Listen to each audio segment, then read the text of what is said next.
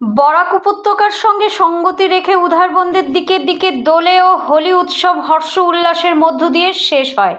সোমবার দোল পূর্ণিমা শ্রীকৃষ্ণের দোলযাত্রা পূজা অর্চনার অনুষ্ঠিত হয় বিভিন্ন আখড়ায়।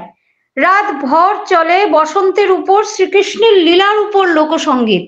মঙ্গলবার সকাল থেকেই হোলির আনন্দে মেতে ওঠেন আবাল বৃদ্ধ বনিতা সবাই।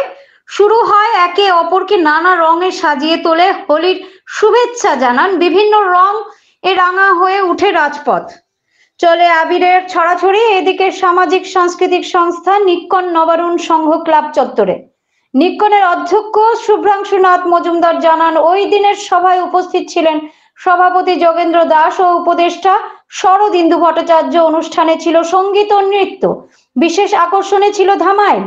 অনুষ্ঠান সঞ্চালনায় ছিলেন সাংস্কৃতিক সম্পাদিকা পাপিয়া দেব মজুমদার। উধারবন থেকে সাংবাদিক নিহার কান্তি রায়ের রিপোর্ট। এনি 24 থেকে ভয়েসে স্বর্ণালী মিশ্র।